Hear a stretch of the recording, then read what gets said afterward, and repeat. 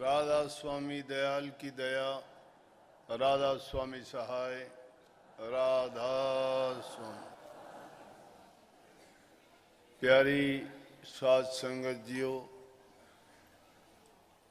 भाइयों बहनों बच्चों, जितने भी आप सत्संग लाभ के लिए आए हो,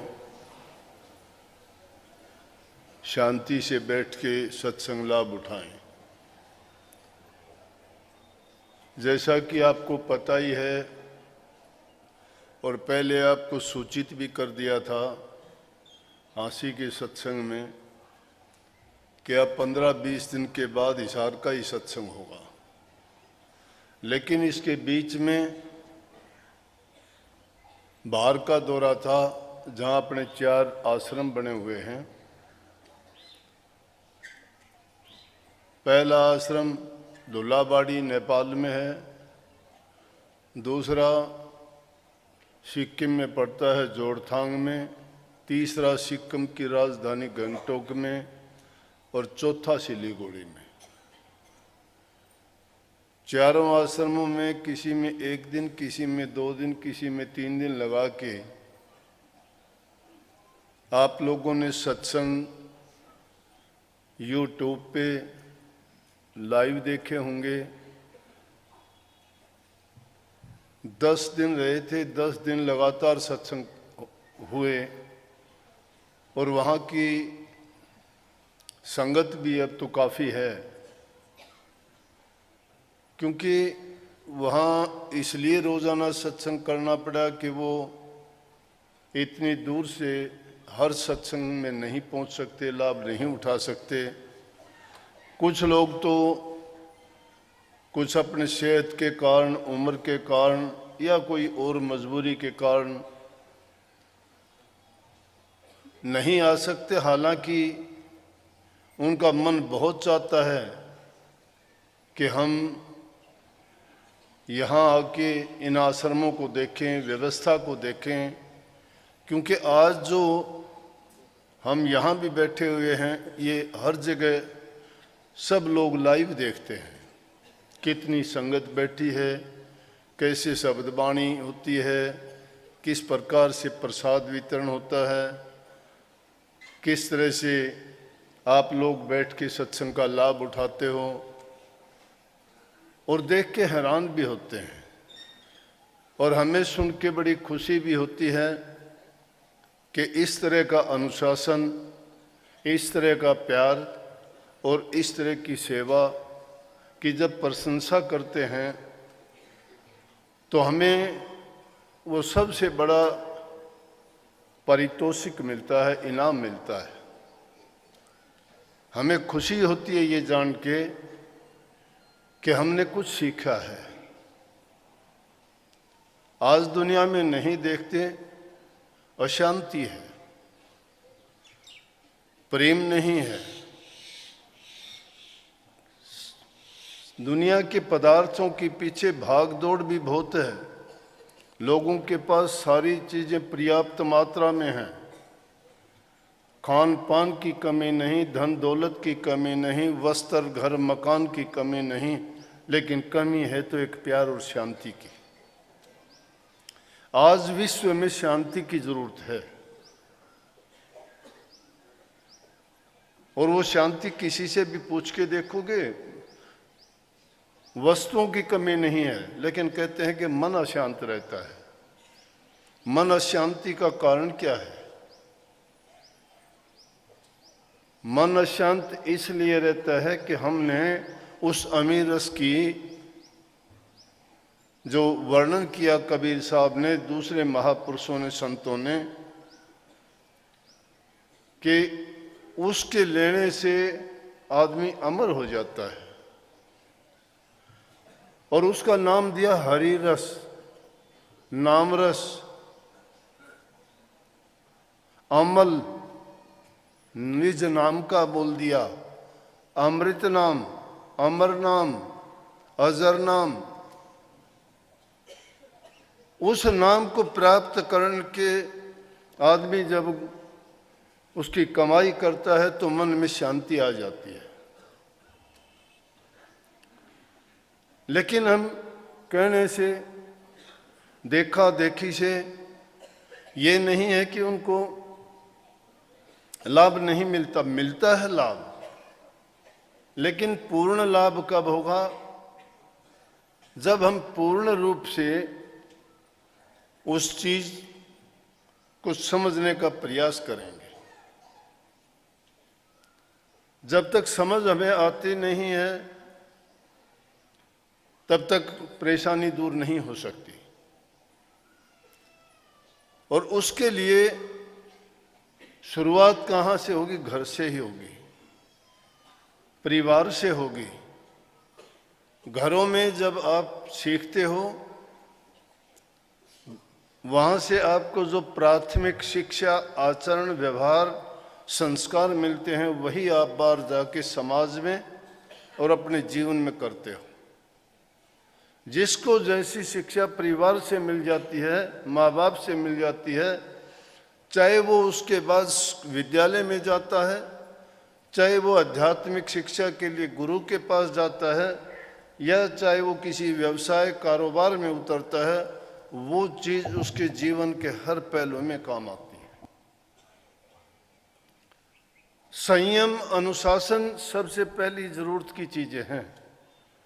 इंसान जब इन चीजों को सीख जाता है तो उसके दिल में धैर्य, शांति भी अपने आप आ जाती है। इंतजार करना चाहिए, कभी किसी चीज को देखे घबराओ नहीं, बौखलाहट में ना आओ।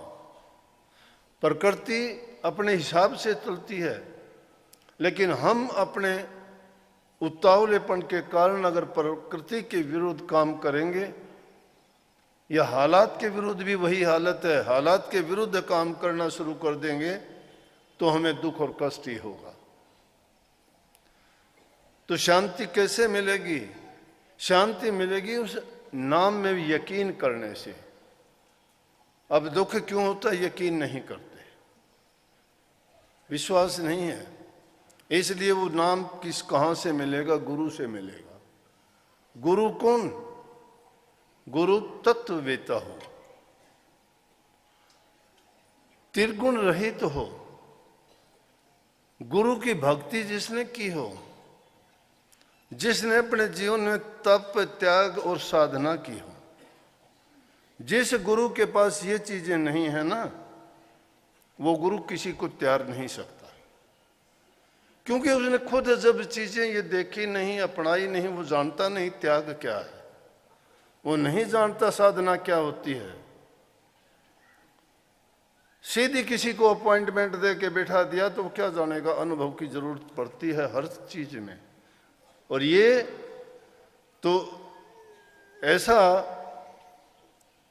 विषय है कि जिसके अंदर आदमी को पूर्ण रूप से, जिस प्रकार से सोने को अग्नि में तपाया जाता है, भट्टी में उसको गर्म करके लाल कर दिया जाता है, तब जाके उस सोने का असली रूप निखर के आता है। क्योंकि उसमें मिलोनी होती है, वो बाहर निकल जाती है, कोई मिट्टी, मैल, कोई दूसरी जंग होती है, वो बाहर निकल जाती है, और वो फिर प्योर होता है। इसी प्रकार से गुरु ज्ञान की भट्टी के अंदर शिष्य जब तक तपता नहीं है, और वो तप क्या है? वो तप उस तरह के नहीं है, तो तुलना मात्र बताई गई है। तपना यह है कि इस दुनिया में जहां हम आए हैं, काल और माया का पैरा है। काल अपना खेल खेलता है, चलते चलते जीवन ठीक ढंग से चलता है, कोई न कोई ऐसी विपत्ति, आपत्ति आके घेर लेती है कि इंसान सब कुछ भूल जाता है, ज्ञान, विवेक, विचार सब कुछ छोड़ देता एक तरफ, सोच ही नहीं पाता क्या हुआ, क्यों हुआ। तो ये सीखी सिखाई बात नहीं है। उस समय में जरूरत पड़ती है आदमी के विवेक की, वहां गुरु का ज्ञान काम देता है। अब त्रिगुणात्मक संसार है, मैंने कह दिया कि त्रिगुण रहित तो तत्ववेता हो। तत्ववेता कौन होगा? जिसने उस तत्व को पहचाना है, जिसने अभ्यास किया है, करनी की है। अभ्यास को हम जानते नहीं हैं, घिसी पीटी बातें दोहराते रहते हैं, बता दी गई, कि ये नाम है, नाम का सुमन कर लिया करो। ना कभी उन्होंने पूछने की कोशिश की। गुरु खुद नहीं जानता, उसको बताने की क्या करेगा कि सुमन कौन सा सुमन होता है। कह दिया कि वो अमीर रस ऐसा है कि जिसके पिए से अमर हो जाओगे। कैसे अमर हो जाओगे? कबीर साहब ने अपने आप ही कह दी कि उसके पीने से तो सारे के सारे हमारे विषय विकार सब धुल जाएंगे, मिट जाएंगे। सिखाते हैं कि जब तक दाना मिट्टी में नहीं मिलता है तब तक वो पौधा बनने के लायक नहीं होता। मिट्टी में मिलता है वो, और हम मिट्टी में मिलना नहीं चाहते। मिट्टी में मिलना है कि अपने मान गुमान इच्छा आशा तृष्णा सब चीज़ों को तिलांजलि देनी पड़ेगी। इंसान को जीवन को स्वाद रहित, रस रहित, आनंद रहित बनाना पड़ेगा। और हम सुख के ही पीछे भागते हैं। सुख के पीछे भागोगे, उसके पीछे दुख लगा हुआ है। दुख घेरता ही चलेगा हमें। दुख को हमने बुला लिया है। जहां हमने चाह सुख की रखी वहां दुख हो गया। लेकिन महापुरुषों के पास जाओगे ना, महापुरुष अब सहज में आपको वो ज्ञान देंगे। वो ज्ञान कौन सा है? वो ज्ञान हमारे हित का, हमारे सुधार के लिए। और वो ज्ञान किससे? ज्ञानियों से नहीं मिलता। इंसान को ज्ञान अगर लेना चाहो तो अरस्तु के पास एक आदमी गया। अरस्तु बड़ा विद्वान आदमी था, बड़ा पढ़ा लिखा था, हर चीज को बहुत गहराई से सोचता था, आंकता था। एक आदमी जाके उससे कहने लगा, जी मैं आपके गुरु से मिलना चाहता हूं। वैसे अगर देखा जाए तो अरस्तु का गुरु प्लूटो था। वो और भी बहुत ज्यादा विद्वान था, हर प्रकार से ज्ञान विज्ञान में बड़ा निपुण था। खगोल विद्या, भूगोल विद्या सब उसको थी। औषधि दवाई सब कुछ उनको पता था। तो अरस्तु ने उसको नहीं बताया, उस गुरु का नाम नहीं लिया कि मेरा प्लूटो गुरु है। लेकिन उससे कहने लगा, क्या बताऊं मेरा गुरु कौन है? कहने लगा, मेरा गुरु मूर्ख है। एक नहीं, दुनिया के जितने मूर्ख हैं सभी मेरे गुरु हैं। बोले कैसे? कि मैंने अपने जिंदगी में जिन मूर्खों को देखा, जिन मूर्खतापूर्ण कार्य करते देखे, तो मैंने उनसे समझ ली कि ये मूर्खता का कार्य मुझे नहीं करना चाहिए। सीख दी नहीं उसको किसी ने, सीख ली उसने। मूर्खों से सीखा उसने। ज्ञानी ज्ञान देता है, बांटता है ज्ञानी। उस ज्ञान को कोई स्वीकार नहीं करता। किस ज्ञान को स्वीकार करते हो? अनुभव को, ठोकर को। ठोकर लगती है ना, इंसान को पता लगता है दर्द हुआ, तकलीफ है, दर्द क्या होता है। अग्नि की तपिश का जब पता लगता है अग्नि में जलते हो। कहने से सब जानते हैं अग्नि जलाती है, लेकिन कभी जल के देखा क्या? वो अमीर रस भी इसी प्रकार से वो अग्नि है। उसको जब पीना चाहोगे, पियोगे, तब पता लगेगा महापुरुषों की शरण जीव को क्यों तैर देती है। वो महापुरुष सहज में बता देते हैं, उनके जीवन से मिलता रहता है। लेकिन उसमें भी संसार के दो प्रकार के जीव हैं। एक है जो आस्था रखते हैं प्रभु में, आस्तिक, और दूसरे लोग नास्तिक। गुरु के पास जाके भी नास्तिक होते हैं। कभी ये ना सोचना कि नास्तिक जिसने गुरु की शिक्षा नहीं ली वो नास्तिक। वो नास्तिक नहीं है। वो नास्तिक नहीं, गुरु के पास नहीं जाते तो भी वो गुरु में ये मानते हैं, हाँ, कि गुरु ज्ञान के भंडार हैं, गुरु सिखाते हैं, गुरु बताते हैं, गुरु ज्ञान देते हैं, गुरु रास्ता दिखाते हैं। तो कौन है वो लोग हैं जो गुरु के पास जाके भी उस अज्ञान से अनभिज्ञ रह जाते हैं। बारिश बरसती और उसमें भी जो नहीं भीगता है वो उनके माफिक है। गुरु उस अमृत की बरसात करते हैं। उस बरसात में अगर शिष्य वो ज्ञान नहीं ले पाता तो चूक गया। इसलिए कबीर साहब कहते हैं, कबीर तांसो प्रीत कर अज जाको ठाकुर राम। पंडित राजे भूपतिर आवे कोने काम, कि प्रीत उससे करो जिसका ठाकुर राम है, जो राम को मानते हैं, राम को पूजते हैं, जो आस्तिक हैं, जो प्रेमा भक्ति सिखाते हैं, जिनके पास गुरु भक्ति है, जिसके हृदय में दया है, प्रेम है, सहानुभूति है, धैर्य है, ज्ञान है, विवेक है, वो हैं, उनसे प्रीत करो आप। लेकिन हम प्रीत किससे करते हैं? दुनियादारों से। किस लिए करते हैं? सच्ची प्रीत नहीं है, झूठी है, उस स्वार्थ की प्रीत है, मतलब निकालने के लिए प्रीत है। चाहे वो आप आज के युग में गुरु के पास जाते हो तो भी मतलब की प्रीत है, तो भी मतलब के लिए जाते हैं गुरु के पास, मेरा ये काम हो जाएगा, मुझे ये मिल जाएगा, मेरा बच्चा नौकरी लग जाएगा, गुरु ये कर देगा, गुरु वो कर देगा। अरे गुरु जो करना चाहता है और गुरु जो कर सकता है, जो गुरु कर देता है वो नहीं करवाते कोई। लेकिन हम जो इसमें जिक्र आया कि 2 घोड़ों पर हमने सवार कोई नहीं देखा। 2 घोड़े कौन से हैं? कि एक पैर संसार की में रखा हुआ है, एक गुरु की ओर रखा हुआ है। गुरु को अगर पाना चाहते हो तो संसार की तरफ से उस दलदल से पैर निकालना ही पड़ेगा। एक पैर दलदल में फंसा रखा है, दूसरा उस घोड़े की तरफ धरना चाहते हो जो मंजिल की ओर जाना चाहता है।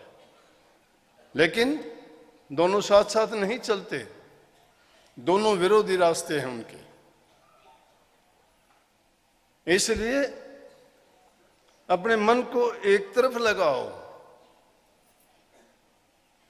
भक्ति करो तो कुल नहीं, कुल बिन भक्ति ना हो। देखो ये कितनी कमाल की बात कबीर साहब ने कही कि भक्ति करोगे तो कुल नहीं है। कहने का मतलब कि जब तक भक्ति ही करना चाहते हो और उस तरफ से कुल के बने बैठे हो कि मैं ऊंचे खानदान से हूं, मैं उस वंश का हूं, मैं इतना धनवान हूं, मैं उस बड़े अमीर आदमी का बेटा हूं, यह है कुल। अब उस कुल को कैसे त्याग दोगे? नहीं त्यागने देते, दुनियादारी के लोग नहीं त्यागने देते। दूसरा आदमी कोई बन जाता है तो कहते हैं बहुत अच्छा है, लेकिन खुद का बच्चा अगर तुम्हारा जाना चाहता है तो कहते हो कि ना, भक्ति की ओर नहीं जाना, अपने गृहस्थ में ही फंसे रहो। वो नहीं चाहते कि न कहेंगे मेरा तो एक बच्चा है, वो अगर इस काम में लग गया तो मेरी तो दुनिया उजड़ गई। लेकिन ये दुनिया तो फिर भी उजड़नी है, ये कब एक आदमी ने बसाई है? ये तो बच्चा जाया, खुशी हुई, खूब बजाए थाल, आना जाना लग रहा है जो कीड़ी का नाड़। ये तो कीड़ी के नाड़ की तरह से आते हैं जाते हैं, आते हैं जाते हैं। खुशी होती है, कोई पैदा होता है तो हाँ लड़का हुआ है, बहुत खुशी है। लेकिन इसे दुनियादारी में रह के हम यही तो सोचते हैं और करते भी क्या है। भक्ति मुश्किल नहीं है, संतों ने बड़ी दया की है इस युग में। ये देखो कितना सुगम रास्ता, हम सब के सब बैठे अपने इंतजार में हैं कि हाँ हम जब ये सत्संग रूपी रेल आएगी उसमें बैठ के जाएंगे, परले पार हो जाएंगे। नाम रूपी टिकट सबको मिली हुई है, लेकिन उसको लेके और कोई को निकल जाने देगा, एब्सेंट हो जाएगा, बाहर निकल जाएगा और ध्यान ही नहीं रखेगा कि कब आई रेल कब चली गई, तो पछताना ही पड़ेगा। यकीन रखा करो, धैर्य रखा करो। कुल किसी को त्यारता नहीं, लेकिन दूसरी ही मुड़ के कह दिया कि कुल बिन भक्ति नहीं हो। कुल का मतलब यह है कि जो इंसान अच्छे संस्कार वाला नहीं है, जिसको घर से अच्छी शिक्षा नहीं मिली है, बिना कुल, वो कुल होते हुए भी क्या कहूं कि कुलहीन ही है। ऐसे आदमी जो किसी के भी नहीं होते, वो गुरु के भक्ति के लायक क्या होंगे? उनको वचन गुरु का उनके लिए क्या काम करेगा? सुगम रास्ता है, बहुत सुगम है।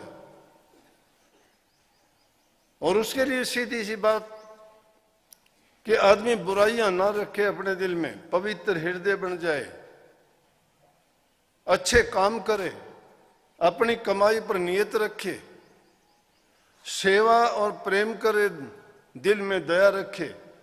भक्ति का सबसे सुगम रास्ता है जिसका हृदय पवित्र है, उस पवित्र हृदय में ही प्रभु का वास है। लेकिन हमारे दिल की जो खटपट है वो खत्म नहीं होती है। बात बड़ी आसान सी लगती है कि भाई नाम लो, नाम से उद्धार हो जाएगा। निश्चित रूप से हो जाएगा। उसके पीने से अमर हो जाता है। उसको इसीलिए अमृत कहा गया है, अमर नाम कहा गया है, अजर नाम कहा गया है। और वो ऐसा है कि उसके ज्यों ज्यों उसका सेवन करते चले जाओगे, ज्यों ज्यों उसका अभ्यास करते चले जाओगे, तुम्हारी बुराइयां धीरे धीरे करके निकलती चली जाएंगी और उसकी जगह अच्छाई पीछे पीछे। उदाहरण दिया कि आगे आगे जैसे आग लग जाती है जंगल में, वो आग आगे आगे जलती चली जाती है तो कुछ दिन के बाद में उसके पीछे पीछे सारा जंगल हरा भरा भी हो जाता है। इसी प्रकार से जो विषय विकारों से हम भरे हुए हैं, उनमें जब तक अग्नि नहीं लगती है तब तक ये अमृत काम नहीं करेगा।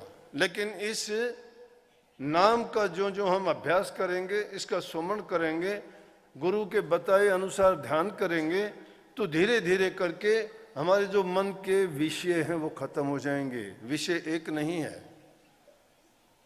इसीलिए स्वामी जी महाराज ने कई विषय से जो रहे उदासा, परमार्थ की जामन आशा,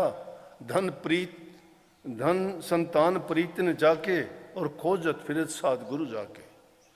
विषय से जो रहे उदासा, विषय हैं हमारे। कौन से विषय?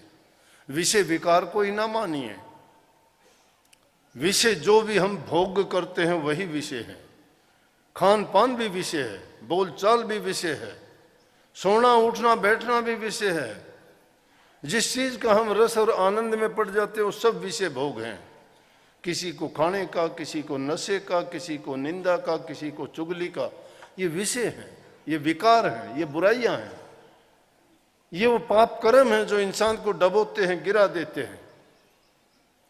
लेकिन भक्ति के पथ पर चलते हो ना, तो इन बातों को सोच सोच के अपना स्वयं का निरीक्षण किया करो। सुगम रास्ता बताता हूं, अपना निरीक्षण किया करो कि मैं कितने गलत काम करता हूं, मैंने कितने पाप कर रखे हैं, क्या मैं उन पापों से साफ हो सकता हूं। जब आप ऐसा सोचोगे तो धीरे धीरे करके आपको आत्मग्लानि हो जाएगी। बताता हूं मैं, अगर कोई आपने भूतकाल में भी पाप किया, कितने मेरे पास आके कहते हैं मुझे माफ करो जी, मेरी गलतियों को क्षमा करो, मैंने बड़ी गलतियां की हैं।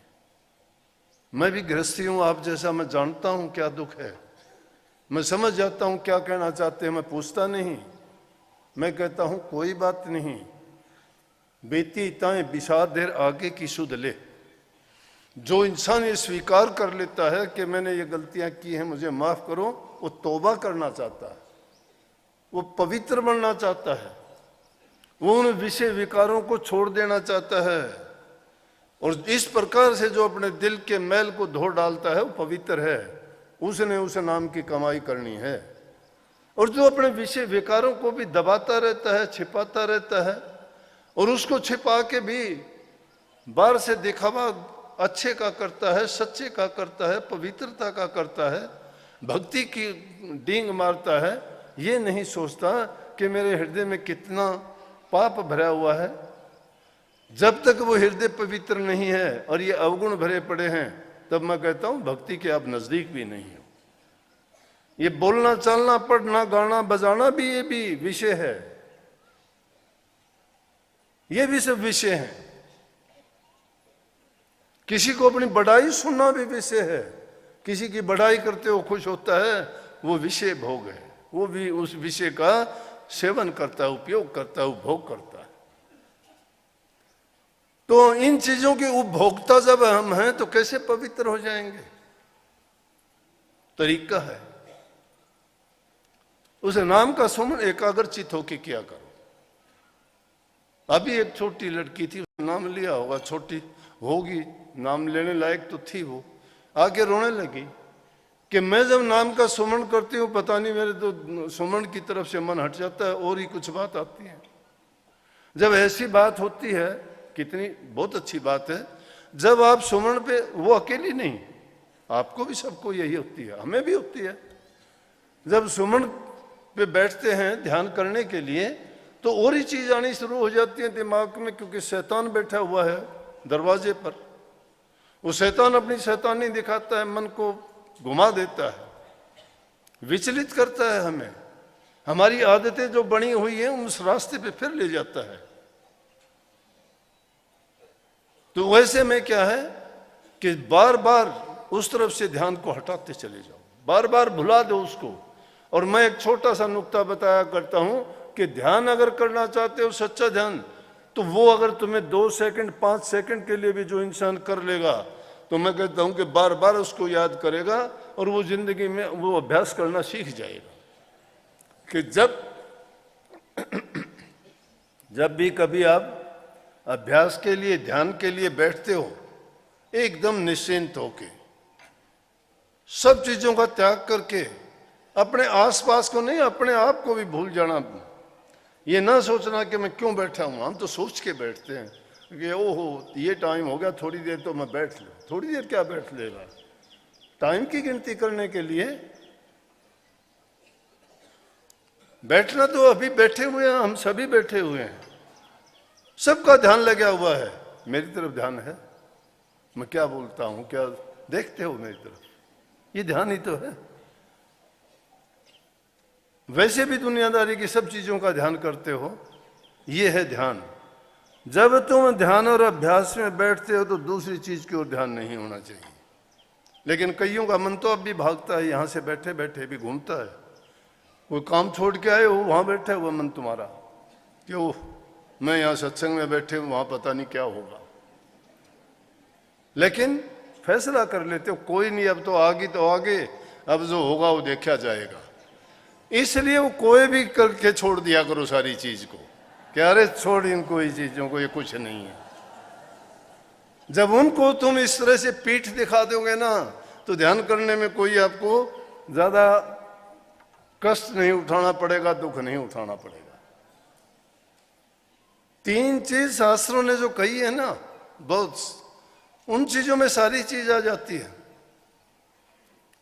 कि भाई तन से सेवा करो, धन है तुम्हारे पास दान पुण्य करो, नेक काम करो, मन है तो इससे प्रभु के नाम का सुमन करो, अभ्यास करो, ध्यान करो।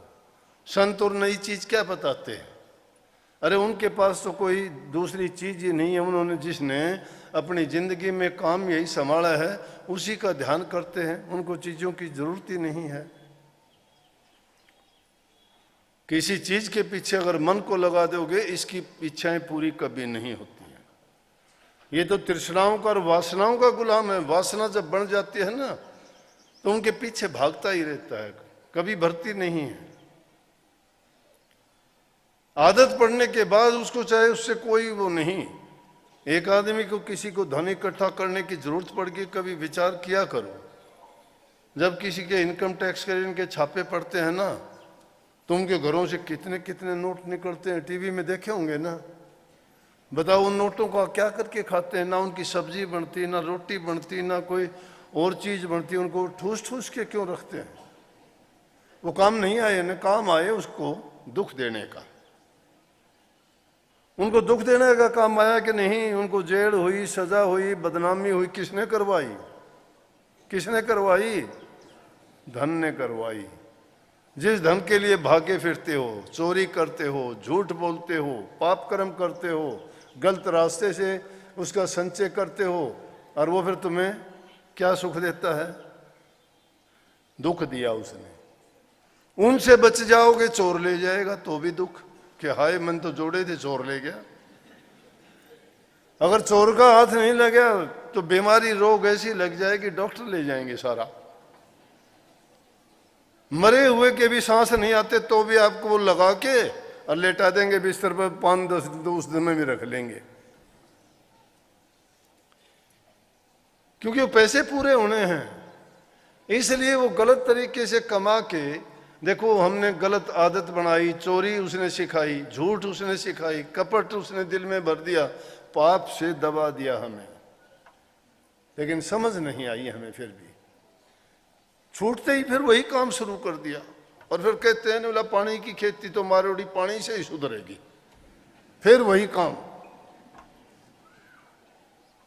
गलत तरीके है, फिर वही गलत तरीका अपनाना। नहीं, संत कहते हैं अब तो सोच समझ के न चाल, गलती में भैया बनी सो बनी। जो गलती में हो गई उसको भूल जाओ, अब सोच समझ के चलो। वो वक्त हमारे पास है सोचने का, समझने का। इंसान का चोला मिला है, अपनी तुलना करके देखो, दुनिया के 84 लाख के जीव जंतु पशु पक्षी जितने भी हैं, हम सबसे उत्तम हैं, इंसानों में भी सबसे उत्तम है। हमारे ही भाई बंधु देखो, कई बेचारे अंधे हैं, कोई लुल्ले हैं, कोई लंगड़े हैं, कोई गोरा है, कोई काला है, लेकिन सही तो वो है जो गुरु के रंग में रंगा गया। ये रूप हुस्न धन दौलत कोई नहीं देखता, प्रभु हृदय का प्यार देखता है, पवित्रता देखता है, शुद्धता देखता है।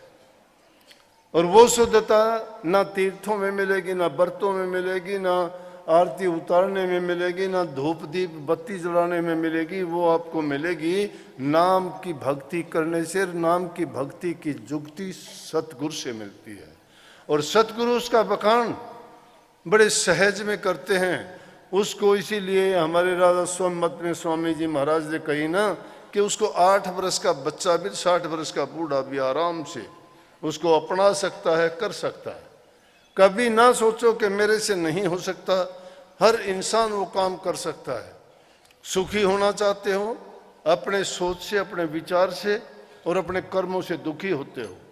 अगर सुखी होना चाहते हो तो अपने कर्म विचार और अपना कर्तव्य पूर्ण रूप से ठीक ढंग से निभाओगे, आप खुद ही सुखी हो जाओगे। सुख कहीं बाहर से नहीं आता, सुख दुख सब हमारे अंतर से पैदा होते हैं, हमारे विचार से पैदा होते हैं। विचार से हमारा कर्म बनता है, कर्म हम अपने इंद्रियों के द्वारा, कर्मेंद्रियों के द्वारा और ज्ञानेंद्रियों से करते हैं। लेकिन जब गुरु का ज्ञान मिल जाता है और मन उसमें लगा देते हैं तो हम अपना कर्म सुधार लेते हैं। कर्म सुधार लेता है वो जीवन सुधार लेता है, कर्म जो बिगाड़ लेता है वो जीवन बिगाड़ लेता है। तो इसलिए दूसरी चीज आई कि गुरु की शरण लेके अपने कर्म को सुधारो। कर्म के सुधार के लिए बहुत अच्छी अच्छी चीजें, संगति नेक इंसानों की करो। दुष्ट आदमियों की संगति कर लोगे, तुम्हारा कराया कराया 2 मिनट में नाश कर देंगे। क्यों? कि सोचने की बात है, एक चीज बनाने के लिए तुम्हें कितनी मेहनत करनी पड़ती है। एक चीज जब बनाते हो कितनी चीजें, अब ये शेड बनाने के लिए देखो क्या क्या काम करने पड़े होंगे। पैसे की जरूरत पड़ी, इसके लिए लोहे की जरूरत पड़ी, मिस्त्री ने काम किया, जाके ये चीज कहाँ कहाँ से ले आए, कितने दिन में जोड़े, इसके बनाने में साल 6 महीना लग गया। और अब एक अगर तुम्हें इसको तोड़ने के लिए कहा जाए 1 हफ्ते में सब तोड़ के भगा दोगे। किसी चीज को बर्बाद करने के लिए टाइम नहीं लगता, आबाद करने के लिए बड़ा टाइम लगता है। दुर्गुण अपने आप इस तरह से आ जाते हैं, लेकिन अच्छे गुण अपनाने के लिए आदमी को बहुत मेहनत करनी पड़ती है। उस मेहनत के लिए भी आदमी को हर प्रकार से सतर्क रह के करना पड़ता है काम, नहीं तो थोड़ी सी भी लापरवाही होती है, वहां किया कुआ सब नष्ट हो जाता है। संतों की शरण में जाके सारा अपना आप जो भी है वो गुरु के ऊपर छोड़ दो। गुरु के ऊपर छोड़ देने का ये मतलब नहीं कि रोटी भी छोड़ दी कि गुरु खिलाओगा तो खाऊंगा, नहीं। गुरु के ऊपर छोड़ने का मतलब है कि जो भी कोई कार्य करते हो उसमें गुरु की आज्ञा तलाश करो। गुरु ने जो ज्ञान दिया है उसमें कोई हमारे लिए ऐसी बात तो नहीं बताई कि गुरु के बताए हुए काम के विरुद्ध हम काम करते हैं या वो निषेध कर्म करते हैं जिसको गुरु ने कहा कि ऐसा ना करो। अगर ऐसा कर्म करते हैं तो इसका मतलब हमने गुरु की बात नहीं मानी। क्यों कही? अपना मन जब तक गुरु के मन के अधीन नहीं करोगे तब तक तो ये दुख यूं ही भोगने पड़ेंगे। तब तक ना कोई भजन बनेगा, ना सुमन बनेगा, ना कोई अभ्यास बनेगा। गुरु की शरण में जब गए हो तो अपना तन मन धन हर प्रकार से गुरु के समर्पित हो जाओ। और समर्पित होने का मतलब होता है कि आदमी अपनी मन से कोई काम ना करे, अपनी इच्छा से कोई काम ना करे, हर चीज में गुरु की मौज और तलाश करे। अब कई बार देखा जाता है सत्संगी गलत तो काम कर देते और कहते गुरु की मौज है।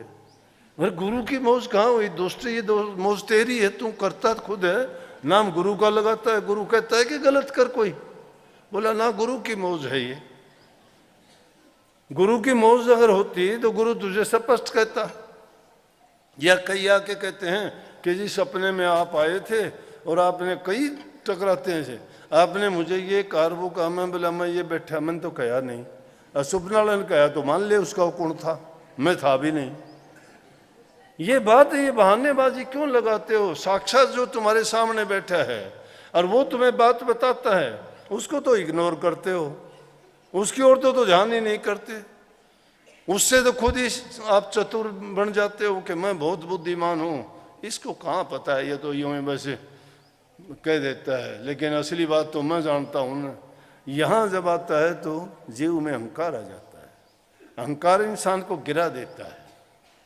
क्यों गिरा देता है? वो भी एक वासना है, वो भी एक विषय है, वो एक विकार है। विकार रहित तो होगे ना, उसके लिए आपको अपनी जांच करनी पड़ेगी। इसलिए नाम का जब सुमरण करते चले जाओगे तो उससे जब जो जो अपने हृदय के दर्पण पर लगी हुई धूल उतरती चली जाएगी तो उसमें सच्चाई आपको स्पष्ट नजर आने लगेगी। और जब जो धीरे धीरे अभ्यास करना शुरू कर देगा, मैं कहता हूं उसके पाप कर्म भी अपने आप ढीले पड़ जाएंगे। जिसने ऐसा करता है उसके जब ये कर्म ढीले जब पड़ने शुरू हो जाते हैं तो सोच लो कि अभ्यासी है। जो अभ्यासी होगा उसको अपने आप ज्ञान भी हो जाता है। ये मामूली चीजें हैं। तुम सपने की बात जिसको बताते हो, जिनको सिद्धि शक्तियां कहते हो, ये कोई कुछ भी चीज नहीं है। ये तो इतनी सहज चीज है, तुम देख के हैरान होते, बाजीगर का खेल है ये तो कुछ ही दिन में आ जाएगा। तुम्हें जिस चीज की सिद्धि करोगे वो सिद्धि तुम में आ जाएगी। बता दूंगा तरीका मैं। दूसरे के मन को भी पढ़ लोगे कि क्या चाहता है, क्या करना चाहता है, ये कैसा इंसान, जान लोगे, सहज बात है। लेकिन अपने बारे में जानने का प्रयास पहले करो। जो इंसान अपने आप को टटोल लेता है, अपने आप को जान लेता है ना, वो खुदा को जान लेता है। जो अपने आप को नहीं जाना, खुदा को क्या खाक जानेगा। चंद दिन का जीना है, जीवन बहुत छोटा है। ये मत सोचो, कोई भरोसा नहीं है इस जीवन का। लेकिन जब तक हैं हम, जब तक सांस तब तक आस। और सीधी बात यह है कि परमात्मा को पाने में कोई कठिन बात भी नहीं है। दुनियादारी की तरफ से मन को हटा के एकदम प्रभु की तरफ मन को जोड़ दीजिए। सारी व्याधि, सब बीमारी, सब तकलीफ, सब परेशानियां सब दूर हो जाएंगी। क्यों? वो परेशानियां हमने अपना रखी हैं, उनसे हम खुद चिपटे हुए हैं। उन्होंने हमें नहीं पकड़ा है, हमने अपने आप लगाई हैं। वो बंधन पे बंधन लगा लिए हमने। सोचते हैं हम ही करता धरता हरता हम हैं, हमने ये मकान बनाना है, हमने बच्चों की शादी करनी है। अरे सब के सब धरे रह जाते, तुम चले जाते हो, बच्चे की शादी नहीं हो, मकान भी नहीं बना, तुम्हारा वो काम भी नहीं हुआ जो जो सोचे, सब छोड़ के क्यों चले गए? तो अपनी चेती होत नहीं, प्रभु चेती तत्काल, बलि चाहो आकाश कोर पर भी उठायो पताल। हमारी चेती नहीं होती, जो मालिक चेतता है वो होती है। तो मालिक से यारी कर लो ना, उसी से यारी कर लो, हमें कुछ करने की जरूरत ही नहीं पड़ेगी। और वो उस यारी का माध्यम है नाम। इसलिए नाम भक्ति पर जोर दिया करता हूं मैं कि नाम भक्ति करो। और नाम भक्ति कहां से मिलेगी? गुरु भक्ति से। और गुरु भक्ति कब मिलेगी? जब वे गुरु की शरण दृढ़ करके पकड़ोगे। जब तक गुरु की शरण में दृढ़ नहीं हो, तुम्हारे हृदय में प्रेम, प्रीत और प्रतीति नहीं है। जब तक ये तीन चीज नहीं है तब तक भक्ति के लायक नहीं हो। प्रेम, प्रीत और प्रतीत। प्रेम पक्का, प्रीति और प्रतीत विश्वास। छिन चढ़ उतर वो तो प्रेम ना, वो प्रेम नहीं है। एक छिन में प्रेम चढ़ जाए, एक में। जब तुम भक्ति के रास्ते पर चलोगे नाचने लगोगे तुम तो। तुम्हारा हृदय में तुम्हारे प्रकाश जब हो जाएगा, खुशियां आ जाएंगी बाहर भी। क्यों कहते कि मेरा नाच बांध घुंघरू नाची?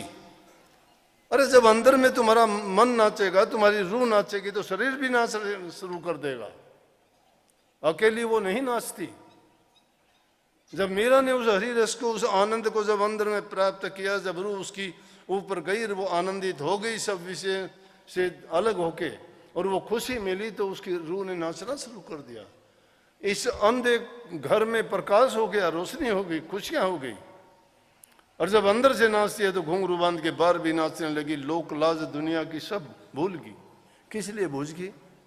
उनसे कोई लगाव ही नहीं था। किससे शर्म, किसकी लाज? कौन हंसता है उस पर, कौन मजाक उड़ाता है? जिनको मानता ही नहीं वो उसका मजाक करो, हंसी करो। उसे मानना है उसको खुश करने के लिए। वो खुश है, वो उसके हृदय में है, वो उसके सिवाय है नहीं।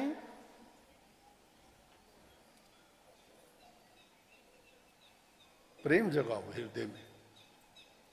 प्रेम कभी टूटता नहीं है। बहुत दर्द होता है, किसी भी हालत में जुदा नहीं होता। कबीर साहब कहते, प्रेमी के मैं कर बिकूं और दे न सकूं मैं मूल। कि मैं प्रेमियों के तो हाथों बिक जाऊंगा, लेकिन उसका मूल मैं अदा नहीं कर सकता। जो प्रेमी प्यार करते हैं, प्रेम करते हैं, प्रेम भक्ति के रस को कहते हैं, वो आत्मा से होता है। आत्मा को आनंद प्राप्त होता है। सुख दुख तो शरीर के हैं। आत्मा आनंद को प्राप्त करना चाहते हो तो नाम में उतरो, भक्ति में उतरो। भक्ति में उतरोगे तो अंदर में प्रवेश करो। बाहर नहीं है वो चीजें। बाहर की चीजें तो देखते हो, ये सब झूठा है संसार। अंदर में जब प्रवेश करोगे, जिसमें तुम 10वां द्वार कहते हो, 10वीं गली कहते हो, 10वां दर्जा कहते हो, उसमें जब पहुंचोगे तो उस दर्जे पर पहुंचने से पहले ये सारी चीजें नीचे रह जाती है, पीछे छूट जाती है। और उस द्वार पे पहुंचने पे आपको एहसास हो जाता है कि हाँ, मैंने कुछ प्राप्त कर लिया है, लेकिन गिरावट वहां भी है। परंतु जिन्होंने सतगुरु की लड़ सच्चे हृदय से जोड़ी हुई है, वो सूक्ष्म रूप में सतगुरु अंग संग रह के उन रूहानी दर्जों में उनके साथ चलते हैं। गिरने नहीं देते उसको। गिरते हैं तो भी उठा लेते हैं। लेकिन जो बनावटी बातें करने वाले होते हैं वो तो पहले ही गिर जाते हैं। वो तो आते कोई मान बढ़ाई के लिए आता है, कोई इज्जत के लिए आता है, कोई धन के लिए आता है, कोई संतान के लिए आता है, कोई रोग बीमारी इलाज के लिए आता है। तो ये सारी क्या सारी चाह संसार की चाह है ये।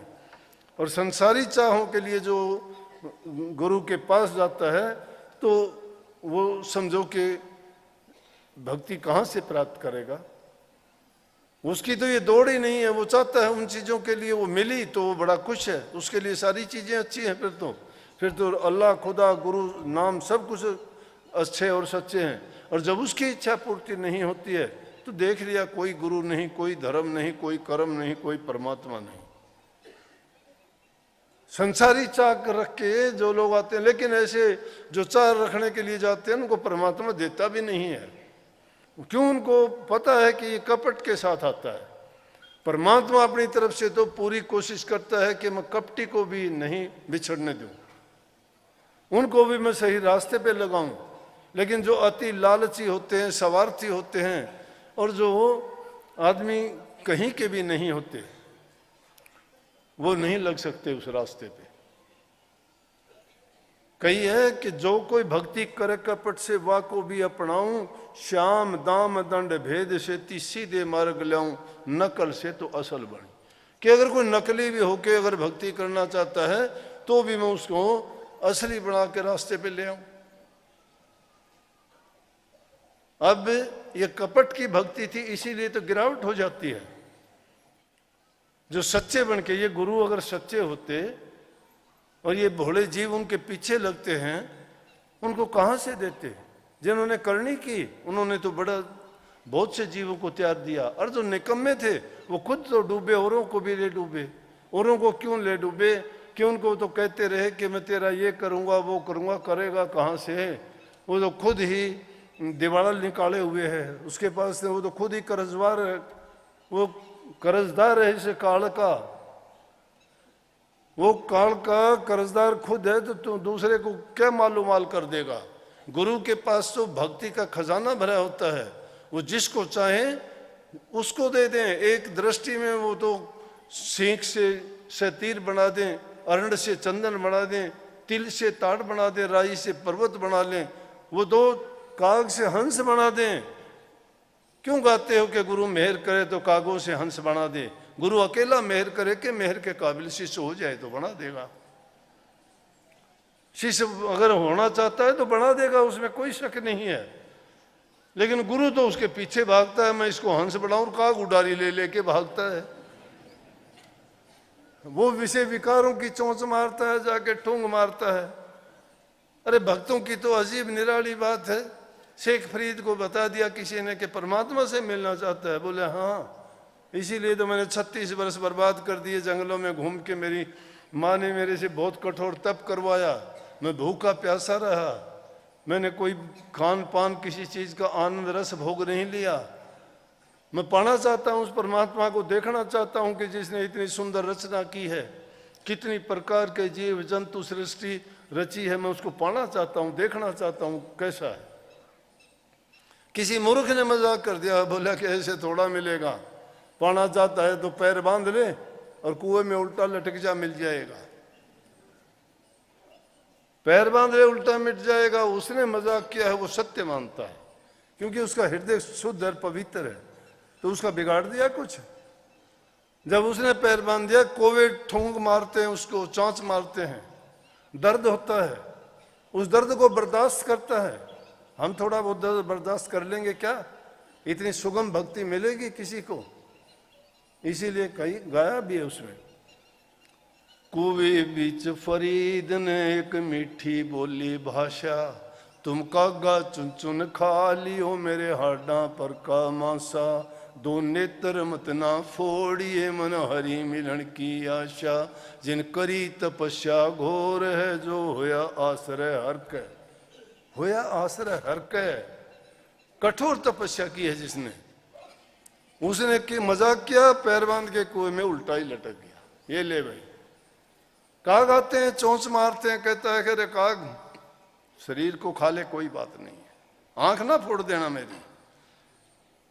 इन आंखों में मेरा एक सपना है, मैं उस मालिक को देखना चाहता हूं, उसके दर्शन करना चाहता हूं, खा ले शरीर से मुझे कोई मतलब नहीं।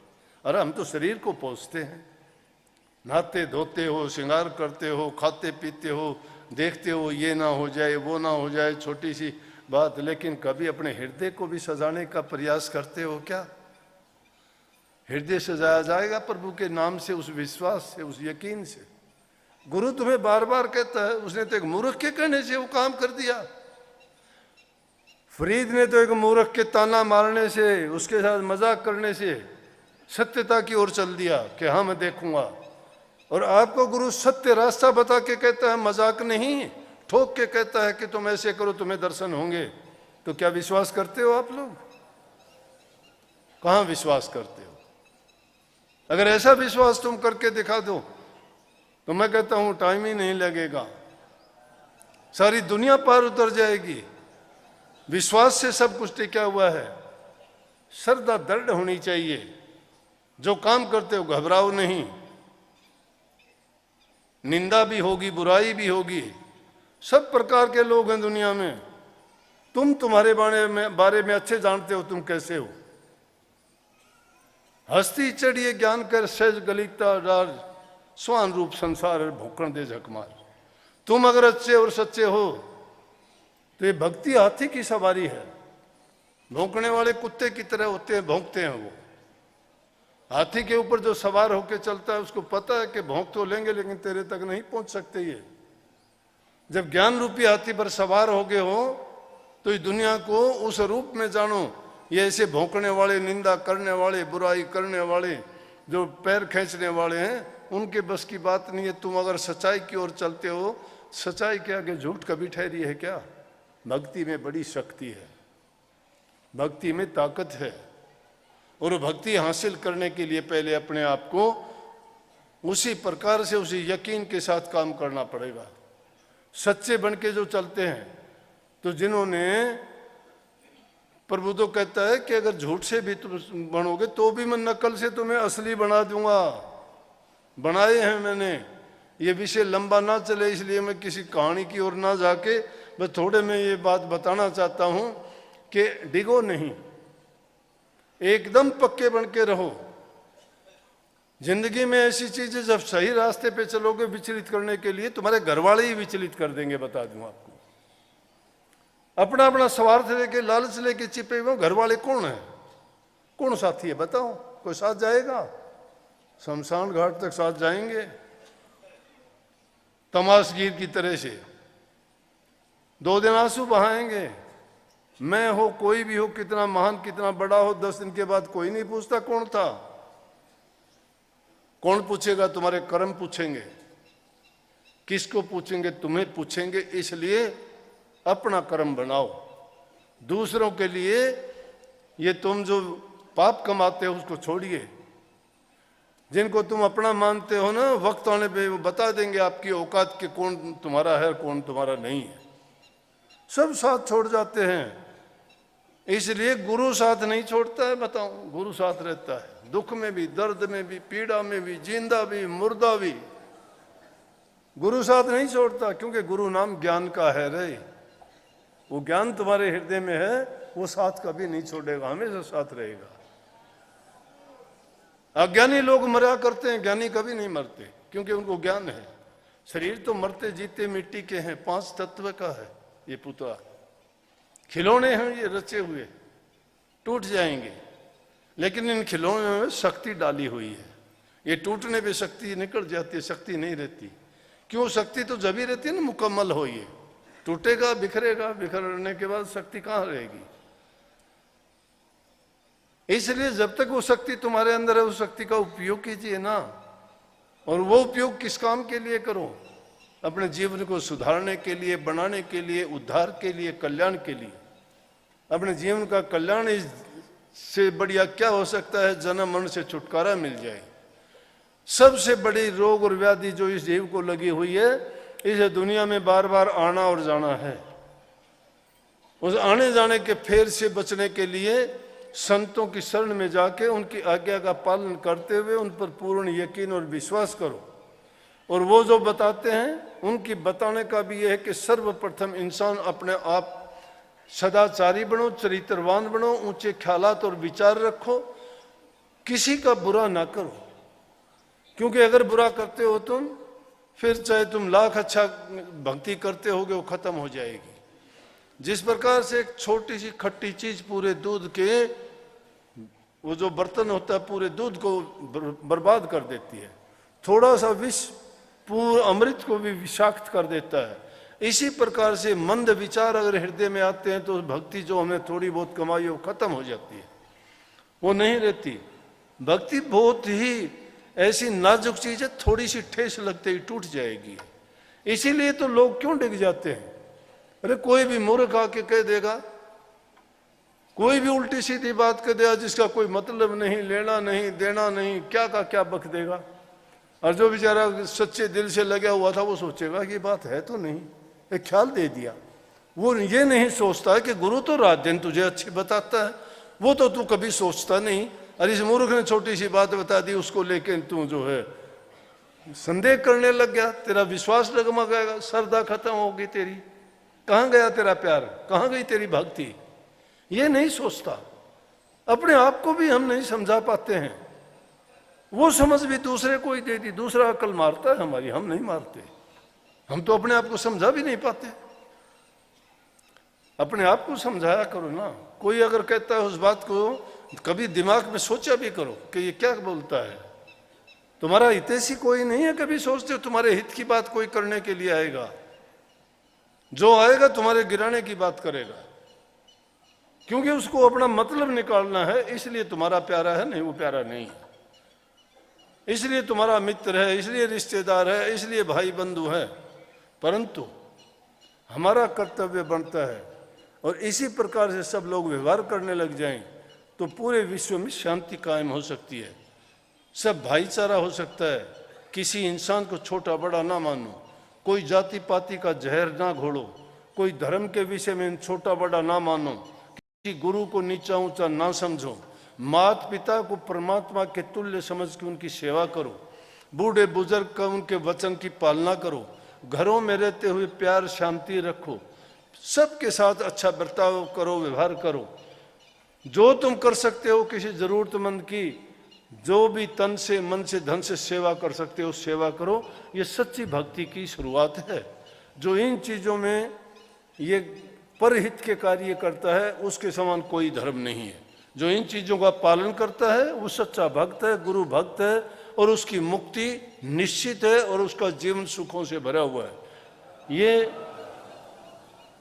गुरु महाराज से अर्ज है मेरी आप सबके लिए कि हमें सद्बुद्धि दे, हमारे हृदय में प्यार भर दे और हमें भक्ति के मार्ग पर चलाए और बुराइयों से बचा के इस सच्चे रास्ते पे से विचलित ना होने दे, और कदम कदम पर सद्गुरु अंग संग हमारे साथ रहें।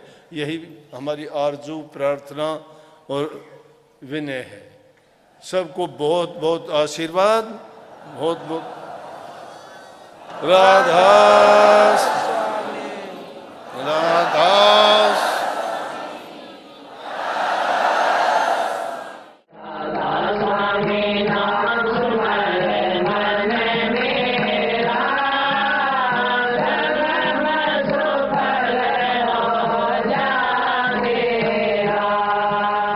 आप हमारे संत वाणी चैनल को सब्सक्राइब करें, वीडियो को लाइक करें, शेयर करें और हाँ, बेल आइकन पर क्लिक करना बिल्कुल ना भूलें ताकि हमारी किसी भी वीडियो की सूचना सबसे पहले आपको मिले।